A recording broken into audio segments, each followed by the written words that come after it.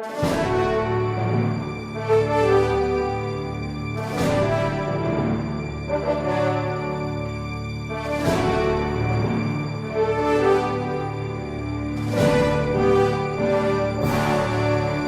nome do Pai, e do Filho e do Espírito Santo. Amém. Inspirai, ó Senhor, as nossas ações e ajudai-nos a realizá-las, para que em vós comece e para vós termine tudo aquilo que fizermos, por Cristo, Senhor nosso. Amém. Santa Maria, Mãe de Deus, rogai por nós. Em nome do Pai, e do Filho e do Espírito Santo. Amém. Muito bem, bem-vindos mais uma vez ao nosso encontro semanal ao vivo. Uma alegria nós estarmos juntos. E o tema do nosso encontro de hoje, nossa reflexão, é a respeito da masculinidade. Ou seja, o que é que está acontecendo, ao final das contas, com os homens? Está acontecendo uma mudança, sem dúvida alguma, uma mudança na identidade do homem enquanto tal. Por que é que está acontecendo isso? Isso é natural? Isso é uma engenharia? O que é a masculinidade? A masculinidade é uma invenção da cultura ocidental? É algo natural? É algo desejado por Deus? É um pouco tentando responder essas várias perguntas que nós vamos fazer no nosso programa hoje. Eu gostaria de começar com uma palavra da Sagrada Escritura, né? Quando o rei Davi estava para morrer, ele chamou seu filho Salomão, o herdeiro do trono. Né? No primeiro livro dos Reis, capítulo 2, quando ele narra a morte de Davi, está lá Salomão, e Davi vai dizer suas últimas palavras do seu filho. Aproximando-se o fim de Davi, deu ele ao seu filho Salomão as últimas instruções. Então vejam, nós estamos aqui diante de palavras inesquecíveis para um menino. O rapaz está ali, diante do seu pai, que vai morrer e que vai deixar para ele o trono, vai deixar para ele o futuro, né?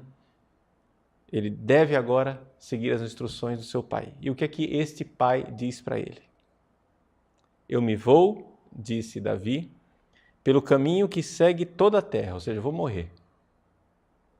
Olhem agora a palavra que Davi dirige a Salomão. Sê corajoso, porta-te como homem. Ou seja, de todas as coisas que Davi podia dizer para Salomão, na hora da morte, o que Davi diz para Salomão é isso. Confortare esto vir. Confortare, em latim, quer dizer, seja forte, seja corajoso. Esto vir, seja homem. E por que Davi diz isto? E nesta palavra de Davi nós encontramos uma palavra que tantos e tantos pais repetiram para os seus filhos, né? Certamente muitos de nós ouvimos isso dos nossos pais, nós, homens, né? Varões do sexo masculino, ouvimos várias vezes do nosso pai, seja homem, menino. Quantas vezes vem aquela palavra, engole esse choro, seja homem, para com isso. Por que essa exortação? Por que essa palavra que entrou até na Sagrada Escritura, seja homem, esto vir? Eu nunca ouvi uma mãe dizer para sua filha, seja mulher. Não existe isso, né? A mãe não diz isso para a filha. E nenhuma mulher precisa se afirmar na sua feminilidade. Eu nunca vi uma mulher dizendo, peraí, eu sou mulher. Não, você ouve isso dos homens. Não, peraí, eu sou homem, rapaz. Eu sou homem. É uma afirmação. Por que essa necessidade de afirmar? Por que é que os pais sentem necessidade de dizer para o filho, seja homem, e o filho sente necessidade de dizer, eu sou homem? Por que isso? Bom, se nós formos estudar aquilo que é a natureza criada por Deus, nós iremos descobrir o seguinte, que o substrato básico do ser humano é a feminilidade. E quando o homem, então, surge, o varão, o homem do sexo masculino surge, ele surge como um esforço. Isso é verdadeiro biologicamente, isso é verdadeiro psicologicamente, isso é verdadeiro espiritualmente. Vamos analisar essas três coisas. Biologicamente, bom, primeiro, aqui é simplesmente um telegrama, ou seja, eu não sou competente em biologia, mas nos livros que eu li, me parece que todos estão de acordo nisso, que o embrião, né, o pequeno bebê que está lá no útero da mãe, o embrião, ele é inicialmente feminino. Ou seja, claro que, vejam, geneticamente já é um homem, tá? Já é XY, não estou negando isso. O que eu estou dizendo é que a forma de desenvolvimento do embrião é assim, vai formando uma menina. E se esse desenvolvimento seguir de forma linear, vai nascer uma menina. Para nascer um menino é necessário uma espécie de revolução química, né, dentro do embrião, ou seja, entram em ação fatores a uma atividade, ou seja, se continuar na sua passividade, vai nascer uma menina, mas de repente entra um fator a mais e então nasce um menino. Então, biologicamente, a gente vê que basicamente o ser humano é feminino, um esforço faz nascer o menino, o masculino, o homem. Isso acontece também psicologicamente. Psicologicamente falando, tanto o menino como a menina são criados pela mãe, não é isso? Isso é natural, isso não é uma coisa assim simplesmente cultural, é uma coisa da própria natureza. Por quê? Pelo fato de que nós não somos somente seres racionais, nós somos também mamíferos, né? Nós somos animais mamíferos e entre os mamíferos a prole, exatamente porque mama, fica do lado da mãe. Então, muito bem, a tendência é que a prole, ou seja, a criança, fique do lado da mãe. As meninas, elas estão do lado da mãe, continuam do lado da mãe e, acolhidas pela mãe e em plena harmonia com a mãe, serão mulheres. Não é necessário um grande esforço para isso. Basta a convivência com a própria mãe. Mas o menino não é assim. O menino, ele precisa fazer um esforço. O menino precisa se afastar do mundo da mãe. E ao se afastar do mundo da mãe, ele se torna homem. Então, vejam que o nascimento de um homem é um esforço. É por isso que é necessário que se diga para o menino, seja homem, esto vir, né? Seja homem, rapaz. Isso quer dizer o seguinte, faça força.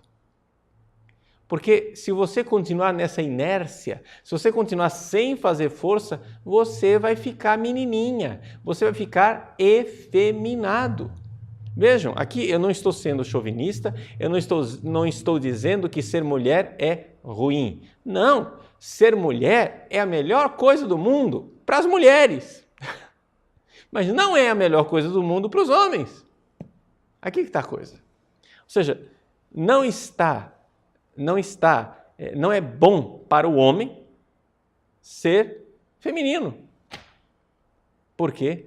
Porque, como o próprio Santo Tomás de Aquino nos faz ver, existe uma riqueza na diversidade dos gêneros. O fato de que Deus nos criou homem e mulher, e isso está lá no livro do Gênesis, não é? Que Deus os criou homem e mulher, macho e fêmea, isto é uma riqueza, é uma coisa boa, é uma diferença desejada por Deus. Então, essa cultura revolucionária que está aí, querendo igualar, não é, o homem e a mulher, na verdade está querendo empobrecer o gênero humano. Por quê? Porque existe uma riqueza nessa diferença entre homem e mulher. Só que esta riqueza, que biologicamente já existe, não é? O corpo de um homem é bem diferente do corpo de uma mulher. É também uma realidade psicológica. E, não somente, é também uma realidade cultural e espiritual. Eis aqui o terceiro ponto. O terceiro ponto está no fato de que nós, cristãos, nós da cultura ocidental, que recebemos uma herança judaico-cristã, nós desenvolvemos essa realidade espiritual que digamos assim, um aperfeiçoamento espiritual daquilo que os homens já são tendencialmente nas várias culturas, nos vários povos. Não é? Você vai nas tribos dos nossos índios, você tem lá o ritual de iniciação do menino, onde o menino é tirado da mãe, é arrancado do mundo feminino e tem que passar por uma prova. Ele tem que passar por uma caçada difícil, ele tem que colocar uma luva cheia de formigas, ele tem que passar por um ritual de iniciação em que é derramado sangue do seu corpo, etc. Tudo isso que existe nas várias culturas, não é? Para nós, cristãos, surgiu como uma realidade que nós poderíamos resumir numa única palavra: sacrifício. Ser homem é oferecer um sacrifício, é se sacrificar. Então, este esforço do homem que sai do mundo feminino, para nós cristãos, é uma configuração a Cristo. São Paulo nos diz claramente na sua carta aos Efésios: homens, amai as vossas esposas como Cristo amou a igreja. O que é ser homem, então? Ser homem é dar a vida. Dar a vida pela esposa. Algumas pessoas ficam, principalmente as mulheres, ficam ofendidas quando a gente pega, não é, a carta de São Paulo aos Efésios.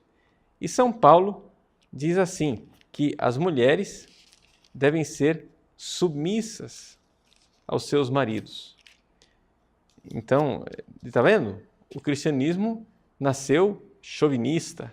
Isso é uma coisa inaceitável. Como é possível aqui dizer, sede submissa aos vossos maridos? No entanto, a grande realidade é a seguinte: quando você explica as duas coisas que São Paulo está dizendo, São Paulo está dizendo, mulheres, sede submissas aos vossos maridos, mas ele está dizendo também, homens, amai as vossas esposas. Então, isso quer dizer o seguinte: eu nunca vi, sinceramente, nunca vi uma mulher católica, né? Não estou falando de uma feminista com a qual não dá nem para dialogar, porque ela já está ideologicamente viciada.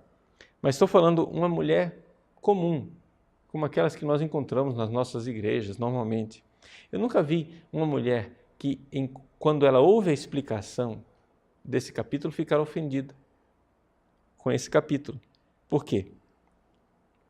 Diz assim, Efésios 5:25, maridos, amai as vossas mulheres como Cristo amou a igreja e se entregou por ela.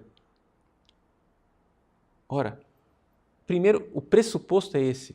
O marido, quem é o marido? Quem é o homem? O homem é um homem que derramou seu sangue na cruz do dia a dia pela sua esposa. Amou sua esposa como Cristo amou a igreja, com sacrifício. Muito bem. Uma vez que houve isso, uma vez que houve esse sacrifício, quando a gente diz, versículo 22, mulheres sejam submissas a seus maridos, nenhuma mulher fica ofendida. Não fica ofendida porque ela não tem dificuldade de se submeter a um homem que fez isso. ela tem dificuldade de se submeter a um crápula, desregrado, chauvinista, tarado, maluco. Isso aí sim. Mas não a um homem que derramou o seu sangue por ela. Vejam que isso está dentro da nossa cultura cristã. Dentro da nossa cultura cristã se formou este ideal, não é? Do cavaleiro cristão, ou seja, o homem que luta, não é? O homem que tem valor, o homem varonil, não é? Que então deve alcançar esse grande desafio que é proteger a sua família. Então veja como é que se faz um homem, né? Se vocês quiserem aprofundar essa temática, existe um autor chamado Richard Hawley, que escreveu vários livros, escreveu uns 20 livros sobre esse tema, mas o livro clássico dele é Boys Will Be Men, Meninos Serão Homens, Masculinity in Troubled Times, Masculinidade em Tempos Perturbados.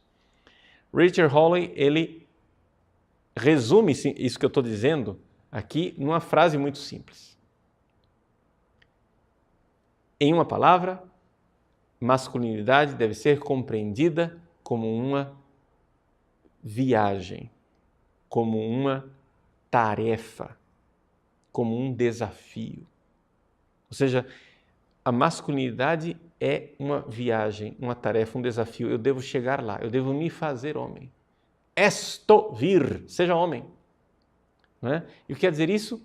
Essa realidade do cavaleiro cristão, do homem, né, que enfrenta o inimigo, que enfrenta a batalha para defender a sua família e faz isso com o sacrifício do seu próprio sangue.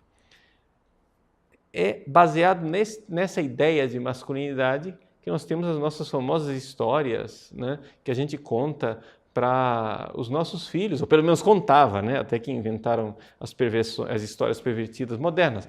Mas as histórias tradicionais que nós temos, por exemplo, da Bela Adormecida, que está lá num castelo adormecido, etc. E então o príncipe enfrenta uma floresta terrível, um jardim cheio de perigos, encantado, com dragões, isso e aquilo, para finalmente chegar lá, na Bela Adormecida, e salvá-la. Essa história de príncipes em cavalos brancos que vêm salvar donzelas, nada mais é do que este ideal do Cristo que dá a vida pela igreja, ou seja, do homem que se sacrifica, do homem que se oferece em sacrifício. Agora, o problema é o seguinte, é que nós estamos diante de uma ideologia que está destruindo a masculinidade. Por quê? Como vocês viram, a masculinidade ela é natural, mas ela não é espontânea. Entendem a diferença? É natural. Por exemplo, é natural que um desportista tenha o seu físico atlético, bem formado, sadio, mas não é espontâneo. Se você ficar sentado no sofá de casa, você nunca vai ter esse físico. Entende? Se você ficar no sofá de casa, o que você vai ter é um físico sedentário, gordo, cheio de problemas de saúde, etc. Não é isso? Muito bem. Então, assim também, é natural, mas não é espontâneo ser homem. É natural ser homem, mas precisa de um esforço para ser homem. Precisa de um esforço espiritual para ser homem. E o que é que nós vemos? Nós vemos que a partir da década de 90, especificamente, surgiu uma palavra chamada metrosexual. O que é um metrosexual? Um metrosexual é um homem apaixonado por si mesmo, não é? O problema do metrosexual não é que ele é heterossexual, homossexual, bissexual, ou seja lá o que for. O problema do metrosexual é que ele é um homem apaixonado por si, ele é um narciso, ele é um sujeito que não sai da frente do espelho. Então vejam como aqui foi completamente adulterado, não é? Aquela noção do homem que se sacrifica. Enquanto se pensava a masculinidade em termos de sacrifício, agora se pensa a masculinidade em termos de autocomplacência.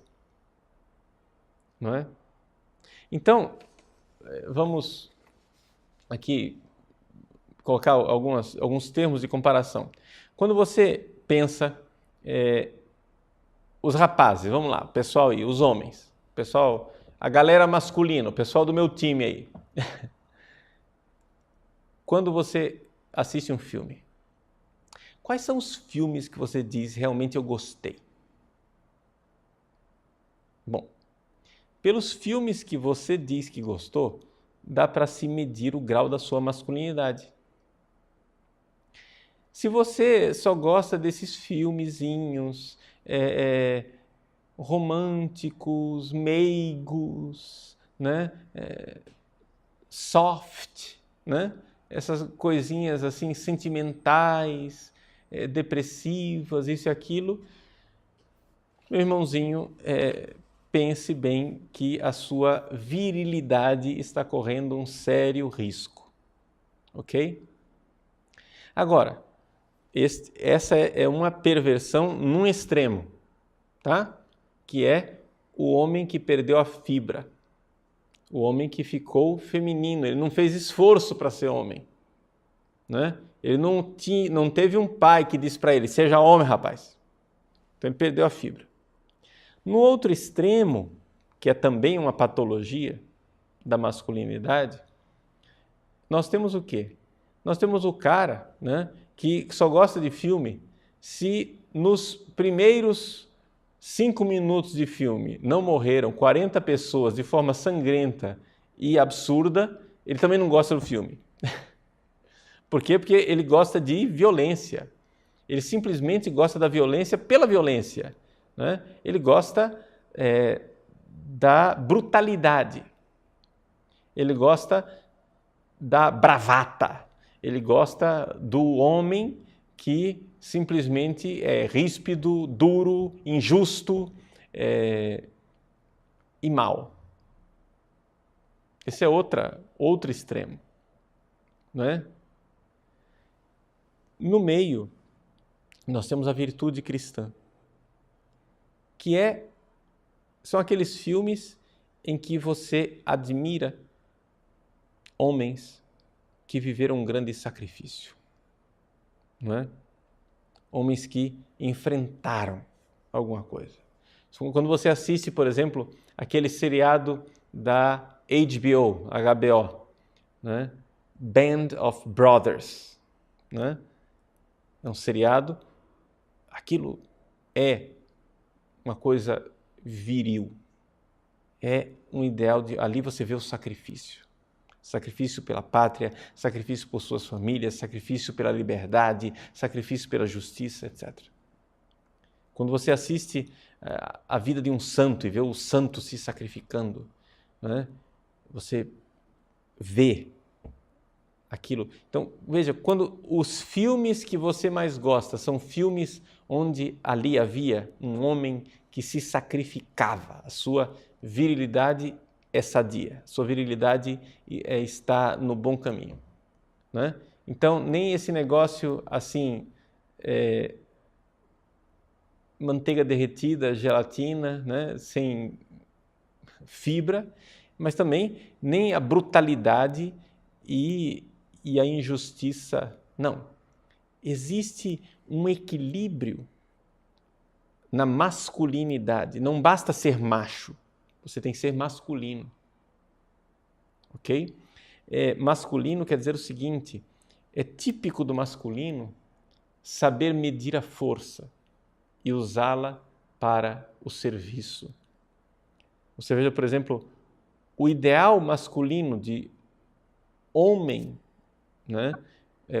O ideal cristão de masculinidade é o homem que sabe ser gentil, cavalheiro com a mulher e sabe ser viril, corajoso e forte com quem está agredindo sua família, agredindo as pessoas que ele ama. Então, faz parte da educação masculina, por exemplo, quando um homem educa o seu filho. É típico da educação masculina, né, que o menino aprenda a lutar, né? Aprenda a... Então, você vê o homem mais velho brigando com o menino pequeno, quando de repente a criança desfere um golpe com toda a força e violência no homem mais velho, o homem mais velho pega o bracinho dele e diz: não faça isso, e mostra para ele, com uma pequena pressão, que eu estou brincando com você, mas eu estou segurando a minha força. Eu não estou brigando para valer. Eu estou contendo. É importante isso. O homem saber que ele tem força, mas ele é capaz de contê-la. Isso é masculino. Isso é masculinidade cristã. Não é a força bruta. E também não é a fraqueza. Não é? As pessoas às vezes me perguntam: padre, é justo dar armas, dar revólver, pistola, espada para os meninos?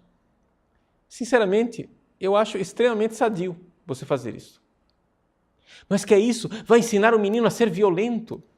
Não, vai ensinar o menino a ser homem. Por quê? O que você deve olhar para o seu filho é o seguinte: que ele, quando brinca de revólver, quando brinca de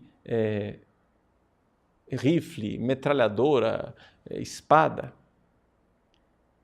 ele esteja brincando numa fantasia em que ele está dando sua vida, arriscando sua vida por uma causa nobre, em que ele não está realizando violência pela violência.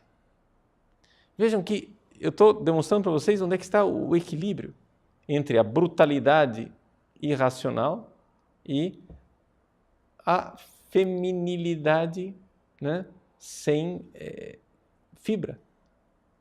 Está nessa realidade do sacrifício, do homem que tem força. Então, existem algumas virtudes que, embora sejam partilhadas também pelas mulheres, são tipicamente masculinas, não é? Fazem parte do pacote, digamos assim, da virilidade. A coragem, né? O ter iniciativa, ser proativo, a determinação, você fazer um projeto e dizer: eu vou até o fim, uma certa sadia autoconfiança, disciplina, honradez, tudo isso fazem parte desse pacote da virilidade. Infelizmente, o metrosexual, o que é que ele é? É um homem que perdeu a sua masculinidade. É um homem que, embora possa até mesmo gostar de mulheres, ou seja, ele possa até mesmo sentir atração sexual por mulheres, ele, na verdade, é muito feminino. Por quê? Porque ele introjetou em si mesmo aquela passividade típica do feminino.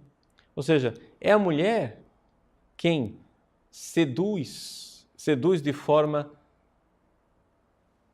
a atrair o homem de forma passiva. Ela é passiva, né?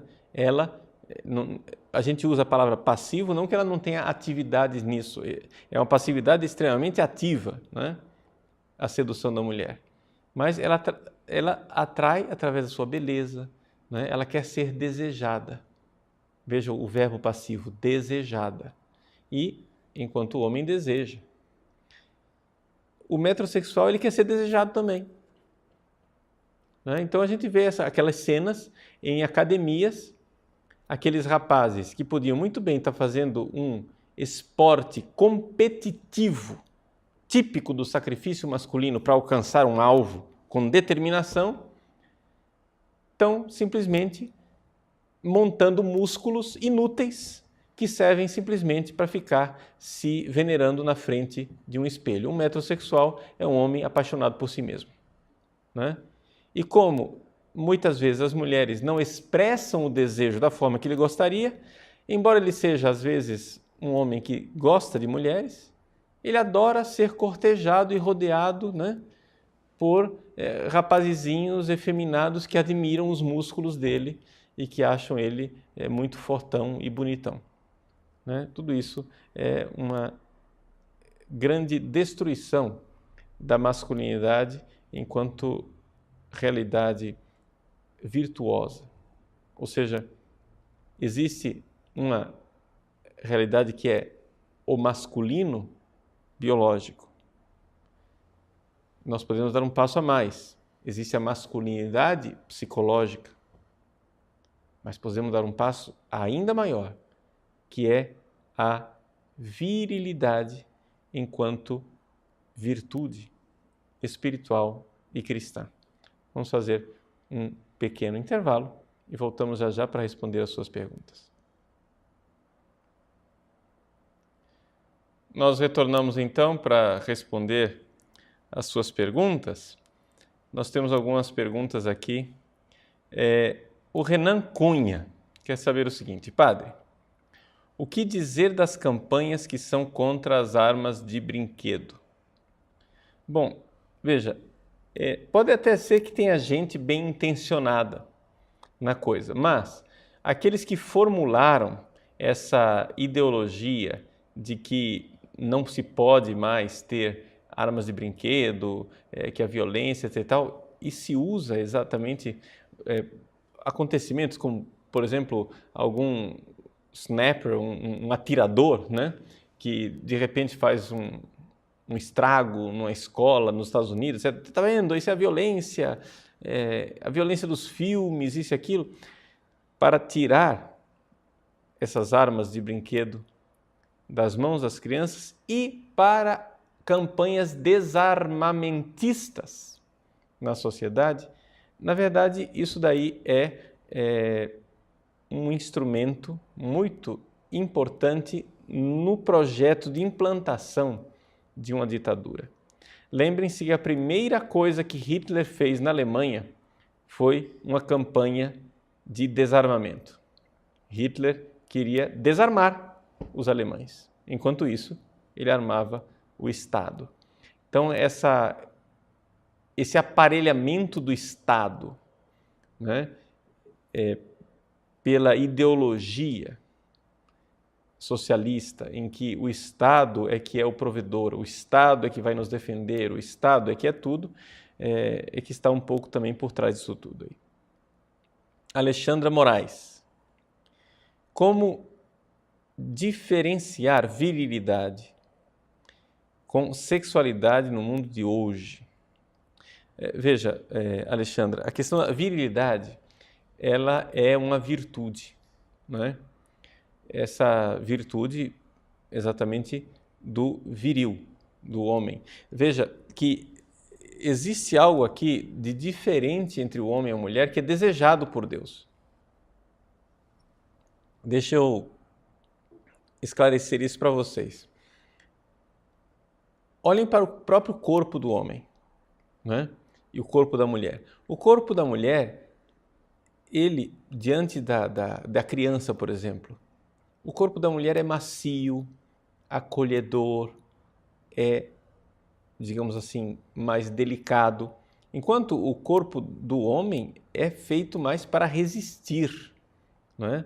Existe essa realidade do homem que deve resistir e é feito para o sacrifício, não é?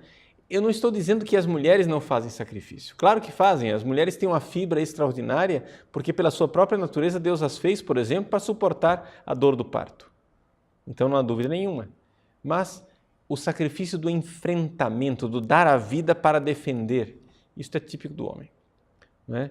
Então essa é a virtude da virilidade, coisa que não é apreciada no mundo moderno, porque o mundo moderno tornou-se inimigo do homem.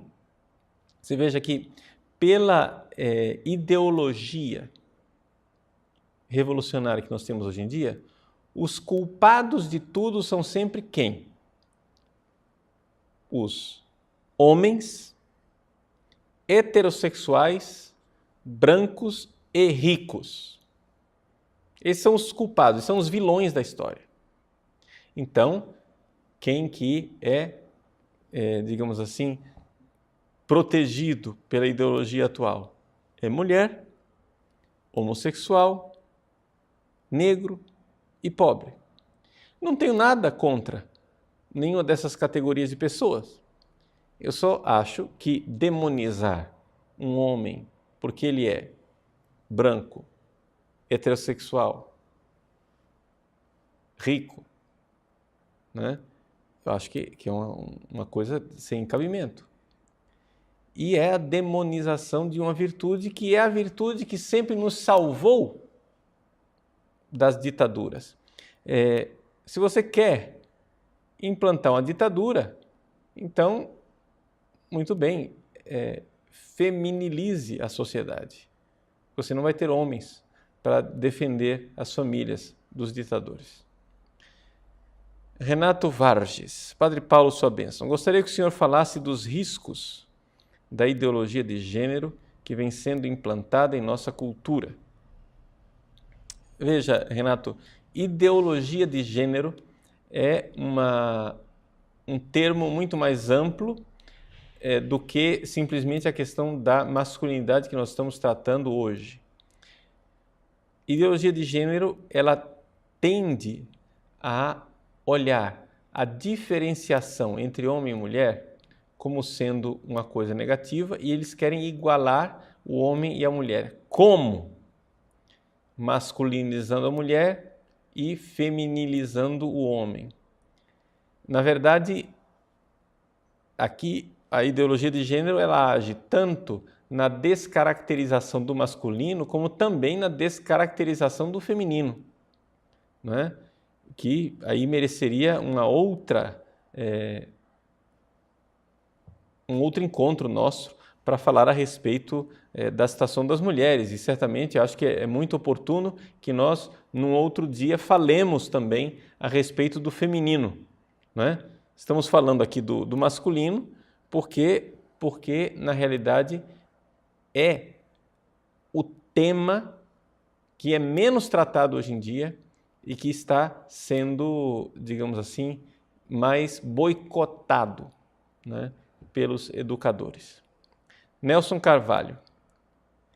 Devemos compreender, então, que a fisicultura, por se enquadrar na idolatria do corpo, é também antimasculina?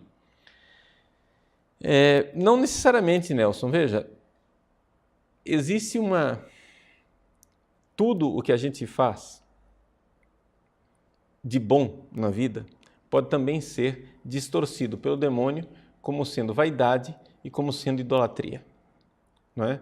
Então, por exemplo, só para tirar do campo do corpo, vamos colocar no campo de um virtuose musical, ou seja, um instrumentista virtuoso que tem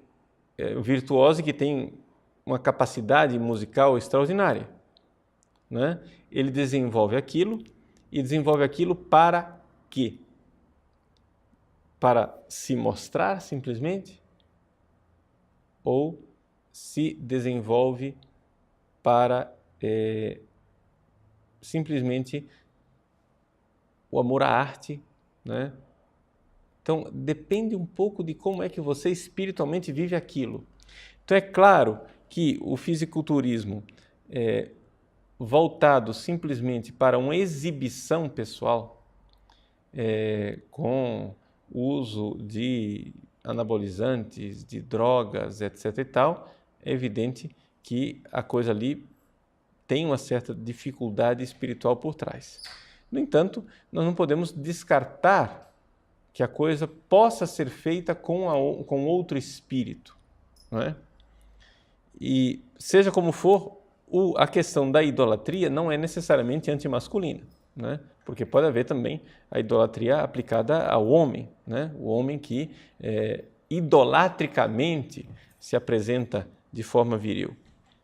Andressa de Jesus, um rapaz que cresceu e foi muito mimado pela mãe, tendo somente ela como referência, é possível reverter isto?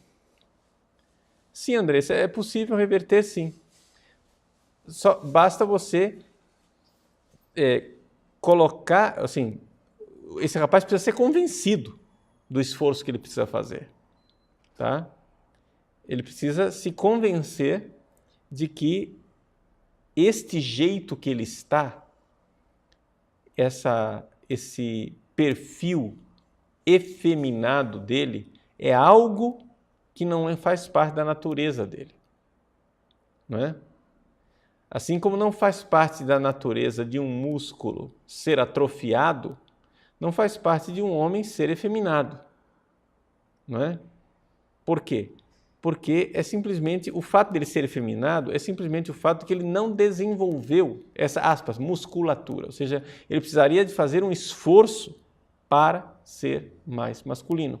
A dificuldade, Andressa, é convencer o rapaz, né? Se houver um outro homem, né? Porque geralmente aqui que está a dificuldade. As nossas mães, elas são pessoas extraordinárias e elas são muito boas para nos formar como pessoas humanas, mas elas são incapazes de nos formar como homens. Uma mulher não educa um homem. Quem educa um homem é outro homem, porque isso é uma questão de imitação. O rapaz precisa ter modelos masculinos. Então, se ele encontrar um outro homem no qual ele possa confiar, né, e que ele admire, e que possa apresentar para ele modelos de homens, os santos, os grandes heróis, grandes soldados, etc., que ele queira imitar, né, as coisas podem, de alguma forma, ser revertidas. De alguma forma, talvez não totalmente, mas de alguma forma pode sim, né? Gisela Lamarca. A masculinidade necessariamente vem da formação dos pais? Somente uma família pode formar homens e mulheres de fato? É isso mesmo?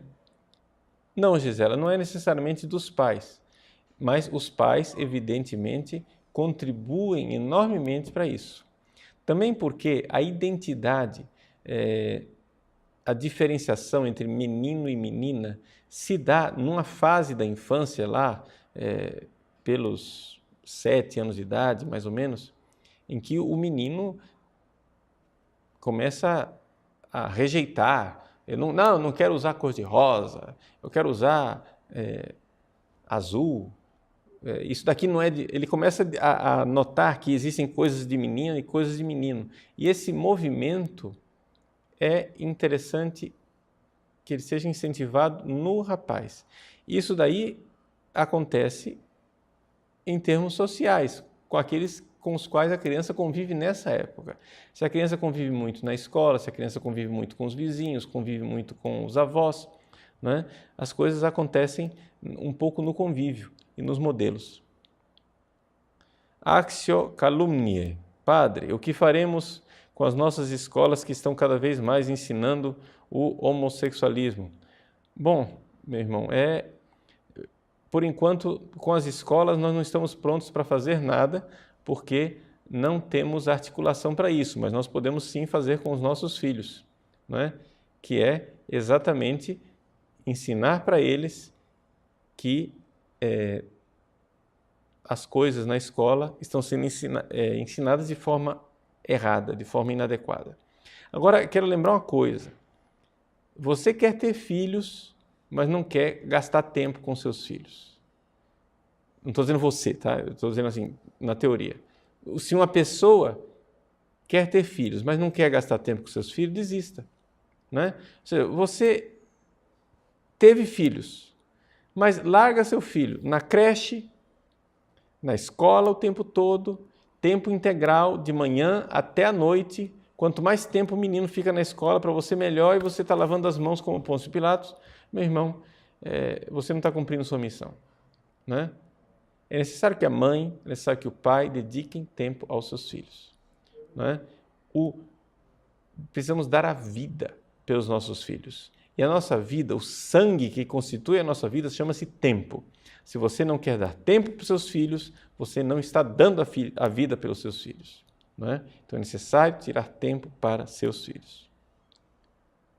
Pedro Augusto. O Senhor disse certa vez que o pai serve para dar costas quentes ao menino. Porém, muitos de nós somos, na melhor das hipóteses, filhos do divórcio. Existe algum conselho para nós? Sim, Pedro, existe o conselho que é o seguinte. O próprio São Paulo nos recorda. Dobra os joelhos diante do Pai, Deus Pai, do qual provém toda a paternidade. Ou seja, o Pai mesmo que nos dá costas quentes é Deus Pai, né? Todas as outras paternidades são analogias, né, dessa paternidade divina, né? Então, nós, na verdade, não podemos pretender achar em modelos humanos paternidades perfeitas. Todos nós temos uma ferida paterna, tá? Todos nós. Se nós vamos lembrar, né? Interessante, se nosso Senhor Jesus Cristo é modelo, então vamos lembrar que Maria foi imaculada, mas São José não era imaculado. Claro que Deus Pai, perfeitíssimo, mas é aqui que está. A paternidade de José era um analogado da paternidade divina. Então, na verdade, a ninguém chameis de pai, né? Diz nosso Senhor. Isso quer dizer que nós precisamos entender que pai mesmo é Deus. Nós iremos continuar esse nosso tema aqui a respeito da masculinidade na semana que vem. Por quê? Porque eu ainda não tratei desta questão de masculinidade dentro da igreja e não tratei da questão da masculinidade com relação à paternidade, que esse capítulo aqui que você está colocando, Pedro, da questão da paternidade é muito importante, né? Ou seja, como ser pai, e todo homem verdadeiramente maduro, ele é pai. Então isso aí merece um tratamento à parte, ok? Fenrir Lobo Real. Por que o feminismo quer acabar com o instinto do homem, mas não liga para a hipergamia feminina? Veja só, na verdade, trata-se de uma masculinização da mulher e uma masculinização errada. Deixa eu explicar a coisa. É o seguinte, de uma forma geral, se você for olhar, vamos ficar aqui só no campo biológico, tá? Esquece um pouco, põe a alma de lado. Eu sei que é uma perversão deixar a alma de lado, mas infelizmente pelo pecado original, nós vivemos a nossa masculinidade e feminilidade de forma desordenada. Então vamos olhar os instintos animais. Nos instintos animais, o macho, ele tende a ter relações sexuais de forma inconsequente, ok? Então, existe esse instinto masculino, o macho precisa descarregar os seus instintos. Então, digamos assim que a lei básica do macho é que esperma é barato, ou seja, esperma não custa nada. Um orgasmo para um animal macho custa muito pouco. Enquanto na própria natureza animal, a fêmea, ela é mais recatada sexualmente falando. Por quê? Porque a fêmea sabe que as consequências da relação sexual ficarão com ela. Ou seja, dentro de uma dinâmica da sexualidade simplesmente animal, a fêmea vai tentar evitar a relação sexual e vai, então, ser mais recatada, porque, segundo essa lei, poderíamos dizer, entre aspas, que óvulo é caro, né? Esperma é barato e óvulo é caro. Ou seja, na relação sexual, a mulher fica com todas as consequências, a fêmea fica com todas as consequências. Ora, quando nós, na nossa cultura revolucionária atual, dissociamos sexo e procriação, qual é a consequência disso? A consequência disso é que a mulher, agora, pode fazer sexo de forma, aspas, barata. Tá? É uma ideologia. Eu sei que essa coisa de fazer sexo tem consequências terríveis para os dois lados. Tá? Só que, ideologicamente, a mulher, então, agora pode fazer sexo de forma inconsequente. Então, aqui é que está essa hipertrofia, digamos assim, né? Esse crescimento da realidade sexual da mulher. E, enquanto isso, o homem precisa ser contido nos seus instintos e por quê? Porque o hormônio masculino é a base daquilo que é a virilidade, que pode ser uma agressividade, mas pode ser também coragem, né? Pode ser também sacrifício, etc. Existem umas pesquisas biológicas mesmo, que foram feitas ultimamente, que mostram que não se sabe por que fatores, se suspeita que por causa da alimentação, por causa de hormônios, principalmente em aves como frangos, companhia limitada, e também por causa de peixes, moluscos, etc., forma de tratamento de certos alimentos, se suspeita que a causa sejam os alimentos, se vê claramente que houve uma diminuição de testosterona nos homens nos últimos tempos e, inclusive, uma diminuição da quantidade de espermatozoides produzidos pelos homens. Então, nós estamos diante de uma real desvirilização, né? Ou seja, está diminuindo, está faltando homem no mercado, né? O negócio está complicado, ou seja, os homens estão cada vez menos viris. E isso não somente, não estou falando em termos virtuosos e psicológicos, estou falando em termos de masculinidade física, biológica, né? Isso é uma coisa meio alarmante. Mateus Henrique, padre, as atuais bandas pop que agradam muitos jovens influenciam na criação de uma sociedade masculina cada vez menos viril. Olha, Mateus, existe um pouco de tudo, né? Existem bandas que mostram um macho agressivo e muito pouco virtuoso, não é? Que vai na direção de um homem também não temente a Deus, quase satanista e companhia limitada.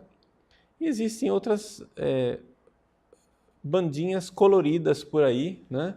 Onde se coloca como o ideal para os nossos adolescentes essa coisinha do menino meio efebo, né? Que tem características um pouco andrógenas, né? Então isso também faz parte dessas perversões.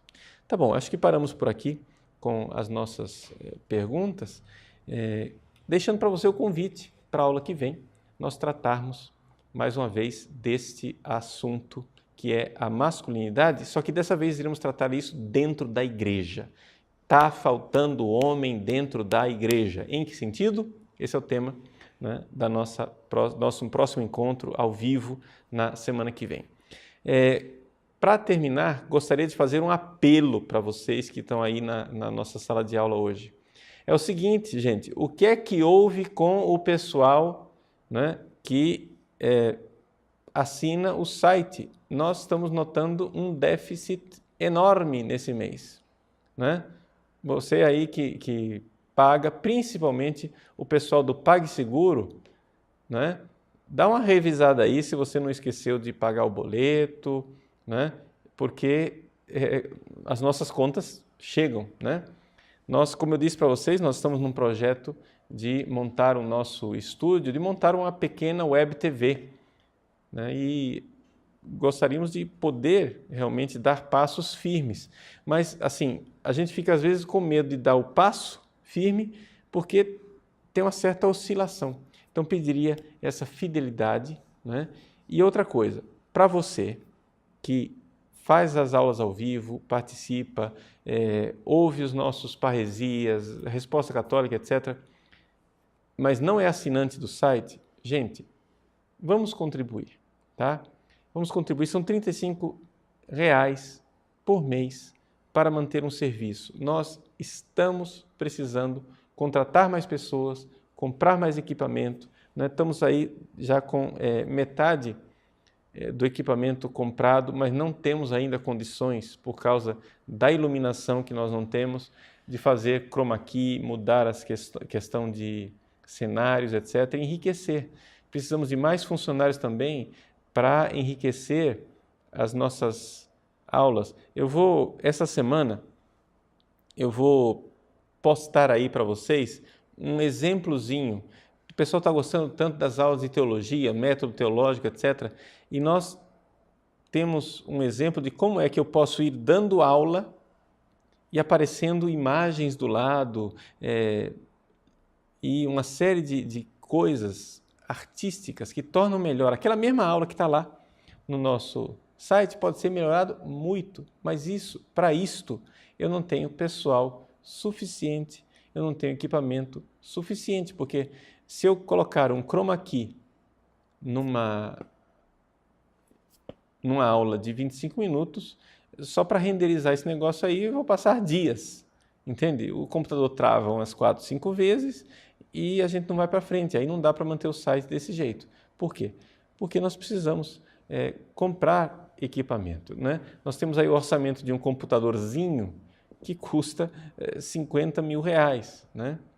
Uma iluminação de R$20 mil. Tudo isso está esperando, né, a contribuição. Isso sem falar do imposto, né, que nós temos que pagar para o nosso governo, né, nos vários âmbitos.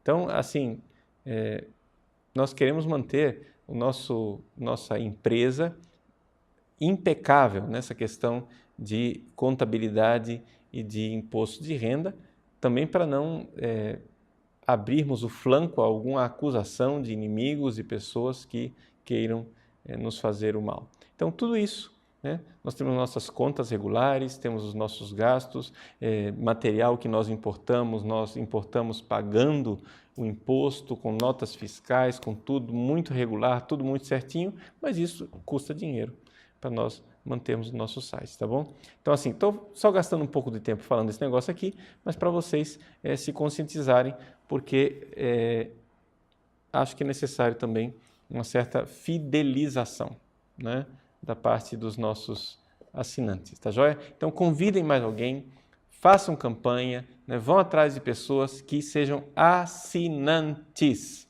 e que realmente contribuam com o nosso site. Deus abençoe você. Nos vemos na semana que vem para falar de masculinidade dentro da igreja. Onde estão os homens de Deus? Cadê? Né? Então, Deus abençoe vocês. Vamos pedir a intercessão da Virgem Maria. Como último recado, o pessoal aí que está se preparando para a consagração no dia 8 de dezembro. Não deixem de seguir aí, temos a postagem no nosso site, né, a respeito da preparação para a consagração, as orações diárias que devem ser feitas durante estes 30 dias, a partir do dia 8 de novembro passado até, né, a véspera da consagração no dia 8 de dezembro. Deus abençoe você. Vamos pedir a intercessão da Virgem. O Senhor esteja convosco, Ele está no meio de nós. Debaixo de vossa proteção nos refugiamos, Santa Mãe de Deus. Não despreze nossas súplicas em nossas necessidades, mas livrai-nos sempre de todos os perigos, ó Virgem gloriosa e bendita. Abençoe-vos o Deus Todo-Poderoso, Pai, Filho e Espírito Santo. Amém. Até semana que vem, se Deus quiser.